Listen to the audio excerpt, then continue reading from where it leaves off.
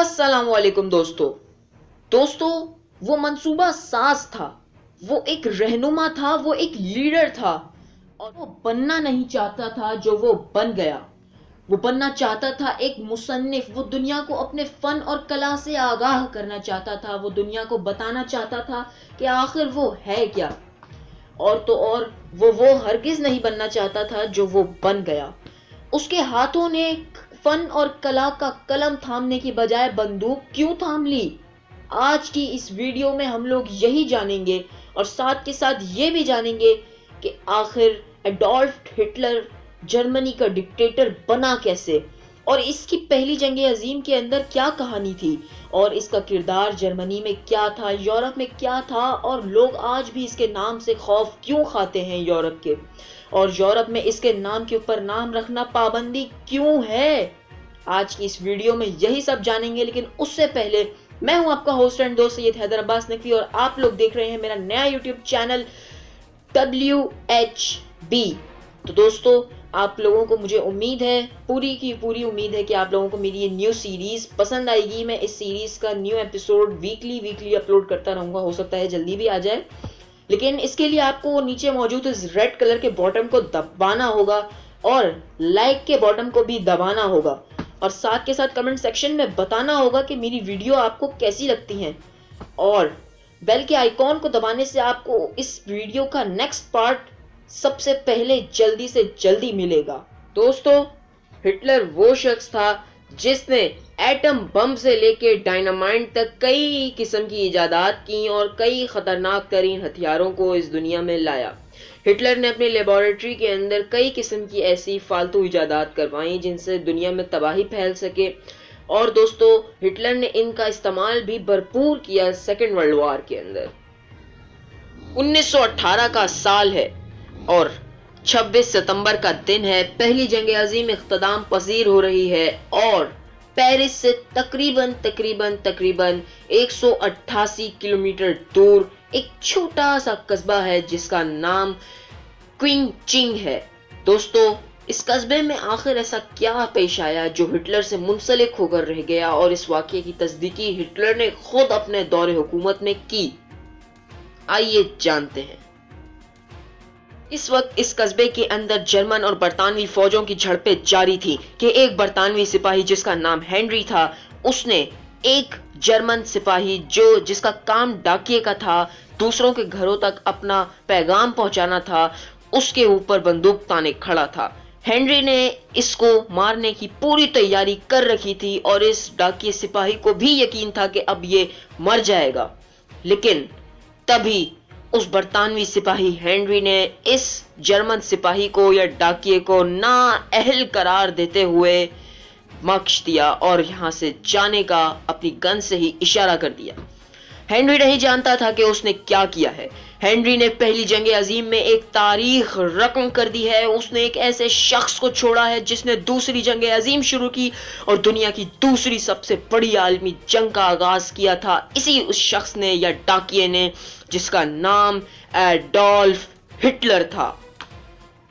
इस वाकये की तस्दीकी बाद में एडोल्फ हिटलर ने खुद अपने दौरे हुकूमत में की थी, जब उसने हेनरी को एक अखबार के अंदर तस्वीर में देखा था।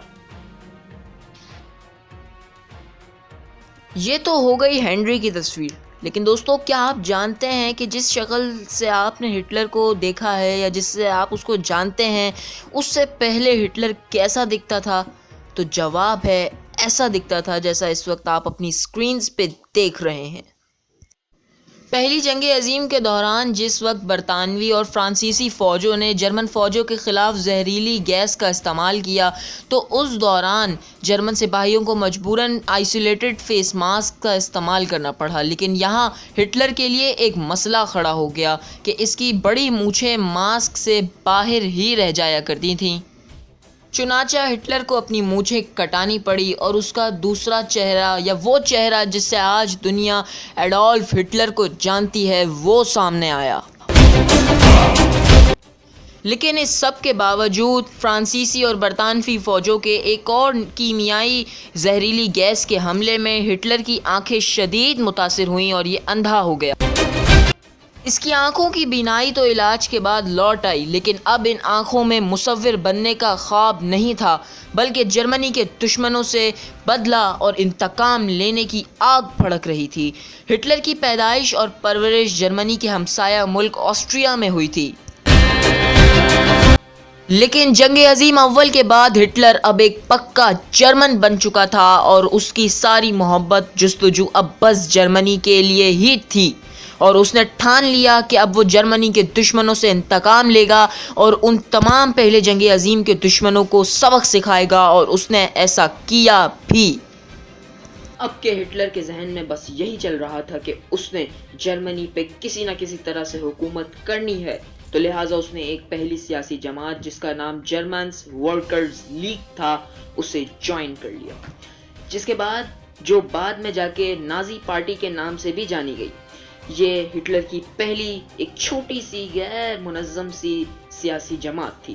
یہ سیاسی جماعت جنگ کے بعد شکست خوردہ اور ریٹائرڈ فوجیوں سے بنائی گئی ایک پارٹی تھی، جس میں ہٹلر بھی شامل تھا، اور ہٹلر کو اس پارٹی کا پروپیگنڈے کا انچارج بنا دیا گیا، لیکن بعد میں جا کے ہٹلر اس پارٹی کا رہنما بھی منتخب ہو گیا۔ اور ایک مزیدار فیکٹ آپ کو بتائیں، ہٹلر کو جس وقت رہنما بننے کی آفر ہوئی، اس وقت اس نے نو تھینکس کہتے ہوئے راستہ بدلنے کی کوشش کی، لیکن مجبوراً اسے رہنما بننا ہی پڑا۔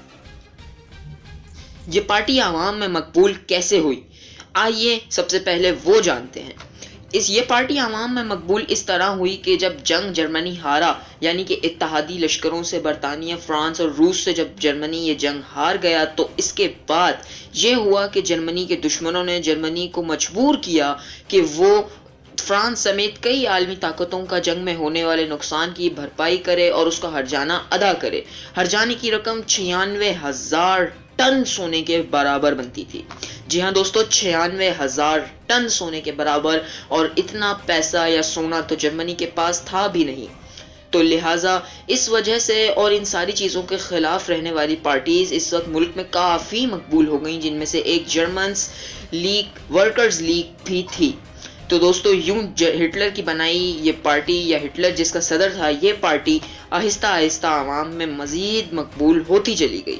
اس کے علاوہ اتحادی لشکروں نے صرف اتنا ہی نہیں کیا، بلکہ فرانس اور برطانیہ نے جرمنی کو اس پہ بھی مجبور کیا کہ وہ اپنے وہ علاقے جو سالوں سے بلکہ صدیوں سے جرمنی کی سلطنت میں تھے، انہیں بھی وہ ان کے حوالے کرتے تھے۔ پارٹی کا صدر منتخب ہونے کے بعد ہٹلر نے پارٹی کا نشان بھی اپنے مطابق چنا۔ ہٹلر نے پارٹی کا ایسا نشان چنا جسے اس وقت آپ اپنی سکرینز پہ دیکھ سکتے ہیں۔ ہٹلر نے اس نشان کو بدھ مت، جین مت اور ہند مت کے پیروکاروں سے لیا تھا۔ ہٹلر کا ان سے لینے کا مقصد یہ تھا کہ ہٹلر اور بلکہ پوری جرمن قوم خود کو ہندو مذہب سے ہی جوڑا کرتی تھی، اور وہ سمجھتے تھے کہ وہ اور جرمنز ایک ہی نسل سے چلے ہیں، حالانکہ ان کی ایگزیکیوشن، ان کی یہ سوچ بالکل غلط تھی۔ امن کی علامت سمجھا جاتا تھا ان تینوں مذہبوں میں، یعنی کہ بدھ مت، ہند مت اور جین مت کے پیروکاروں کے نظریے میں یہ صرف امن کا نشان مانا جاتا تھا، لیکن ہٹلر نے اس امن کے نشان کو دنیا میں تباہی کا نشان بنا ڈالا۔ اس نے اپنے لڑاکا طیاروں کے اوپر سے لے کے اپنے نیوکلیئر بامبس تک پہ صرف یہی نازی پارٹی کا مین نشان چھپوایا۔ نہیں دوستو، جرمنی کے اندر صرف یہی ایک نازی پارٹی ہی اس نشان کا استعمال نہیں کرتی تھی، بلکہ کئی قسم کے برانڈز وغیرہ بھی اسی نشان کو استعمال کرتے تھے۔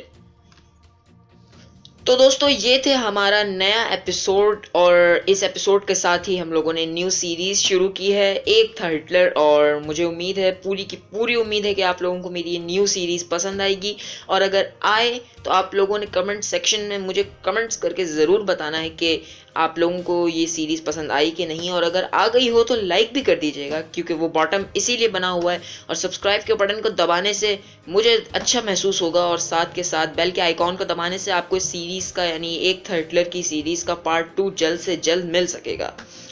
اور دوستو نیکسٹ پارٹ کے اندر ہم آپ کو بتائیں گے کہ کیا ہٹلر واقعی میں ہندو تھا، یا وہ یہودی نسل سے ہی تعلق رکھتا تھا، اور وہ یہودیوں سے اتنی نفرت کرتا کیوں تھا، اور ہٹلر جرمنی کا ڈکٹیٹر بنا کیسے، اور ہٹلر نے فرانس اور پولینڈ کے اوپر قبضہ کر کے سیکنڈ ورلڈ وار کا آغاز کب اور کیسے کیا اور کیوں کیا، ان ساری چیزوں کے جواب جانیں گے لیکن اس ویڈیو کے اگلے پارٹ پہ. تب تک کے لیے اپنا اور اپنے اہل و عیال کا خیال رکھیے گا. مجھے یعنی سید حیدر عباس کو اپنی دعاؤں میں یاد رکھیے گا. اللہ حافظ.